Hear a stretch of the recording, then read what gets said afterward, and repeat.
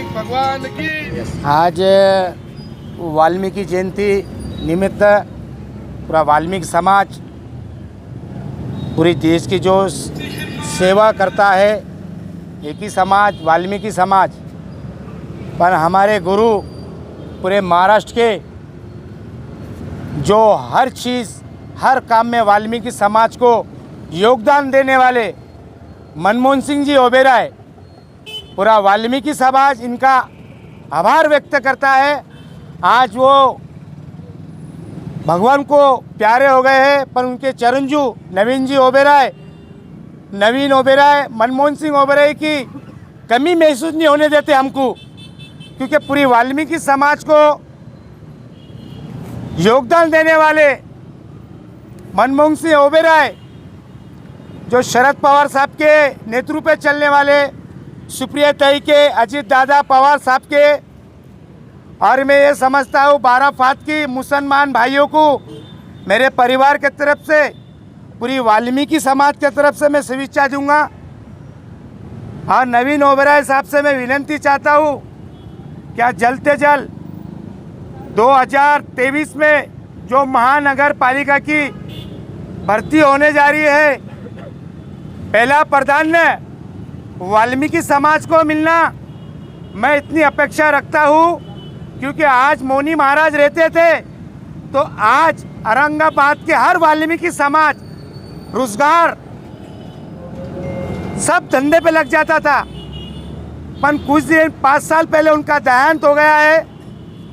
तो मैं आज मनमोहन सिंह ओबेरॉय के हर वाल्मीकि समाज के अंदर मौनी महाराज याद आते हैं, तो आज खुशी के मौके पर आज मैं ऐलान करता हूँ, क्या इन्होंने मनमोहन सिंह ओबेरॉय ने जो चौक बनाया है हमारा वाल्मीकि महाराज का, तो नवीन ओबेरॉय साहब से विनती चाहते हैं कि शरद पवार साहब हो या अजीत दादा पवार हो या सुप्रिया ताई हो, उनके मार्गदर्शन पे ये उद्घाटन होना। अभी थोड़ा मार्गदर्शन हमारे नवीन भैया ओबेरॉय देंगे। जय वाल्मीकि, जय शिवराय, जय भीम। महर्षि वाल्मीकि भगवान को शत शत नमन करते हुए आज महर्षि वाल्मीकि भगवान की जयंती के अवसर पर और आज हमारे मुस्लिम भाइयों का ईद उल मिलाद उल नबी, इस दोनों त्यौहार आज एक साथ आए हैं। इन दोनों त्यौहारों की मैं पूरे शहर के लोगों को और हमारे इस देश के लोगों को बहुत दिल से शुभकामनाएं देता हूँ। महर्षि वाल्मीकि भगवान और ईद उल मिलाद उल नबी, आज ये दो ऐसे त्यौहार है कि अगर एक तरफ इन्हें एक तराजू में देखा जाए तो एक भगवान का उद्देश्य ये देता है कि इंसान अपने जीवन में कभी भी बदलाव ला सकता है, कभी भी गलत राह से जाते हुए भगवान की राह पर लग सकता है, और दूसरी तरफ हमारे नबी अमन और शांति का पैगाम देते हैं। तो ये दोनों त्यौहार सिर्फ मोहब्बत फैलाने का काम की पैगाम बोलते हैं लोगों को, तो नफ़रत को भुलाकर हमें इन दोनों त्यौहारों का उद्देश्य लेते हुए अपने जीवन में गलत राह पर नहीं चलते हुए अमन शांति फैलाना चाहिए, और इंसान ने हमेशा सही रास्ते पर चल के अपने जीवन का उद्देश्य कभी नहीं भूलना चाहिए। और महर्षियों संतों के हम भगवानों की बराबरी नहीं कर सकते, लेकिन इन सब के नाखून बराबरी भी हम इनके राह पर चलने की कोशिश करें तो हमारे पूरे देश के लोगों का भला होगा। और मैं एक बात बताता हूँ कि कोविड के महाकाल चलते हुए 2 सालों से त्यौहार नहीं बनाए गए थे। आज पूरे जल्लोश के साथ इस शहर में खुशी का माहौल फैला हुआ है। जो लोग कि वाल्मीकि समाज को लेके गलत सोच, गलत बारे में जो सोचते हैं, मैं उन्हें एक ही बात बताना चाहता हूँ कि अगर कोविड महाकाल में जिस समय लोगों की औलादों ने उनका साथ छोड़ दिया, अगर वाल्मीकि समाज नहीं होता तो आज वो लोग अपने ठीक होके अपने घर में अपने परिवारों के साथ सुरक्षित नहीं रहते थे।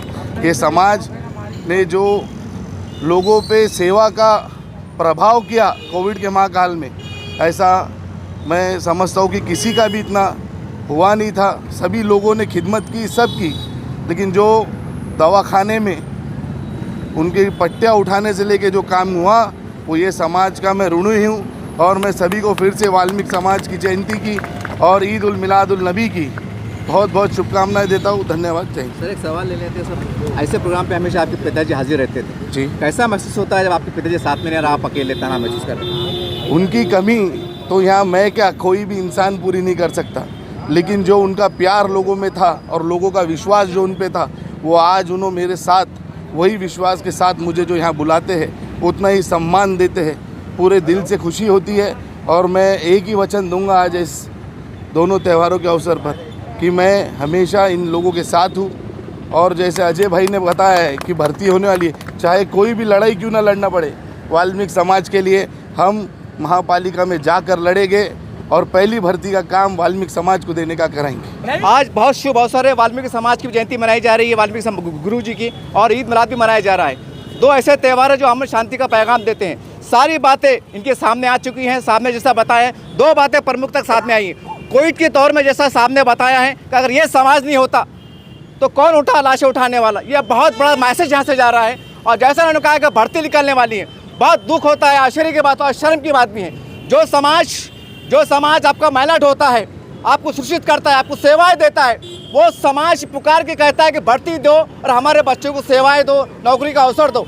क्या मांग रहे हैं इनके बच्चे? जब सेवा मांगते हैं तो कलेक्टर नहीं बनते, कमिश्नर नहीं बनते, सेवा मांगते हैं, हाथ में झाड़ू लेते हैं, साफ करते हैं। उसके लिए भी अगर मांग करनी पड़ रही है तो ये शर्मिंदगी की बात उन नेताओं के लिए जो दावा करते हैं गरीबों के मसीहा हैं। आज इस शुभ अवसर पर अगर आपको थोड़ा भी एहसास है, तो आने वाले समय में जो भर्ती निकलने वाली है, आप इनकी तरफ देखिए ताकि इनका जो सही गौरव है उनको प्राप्त हो सके और इनके साथ भी न्याय हो सके।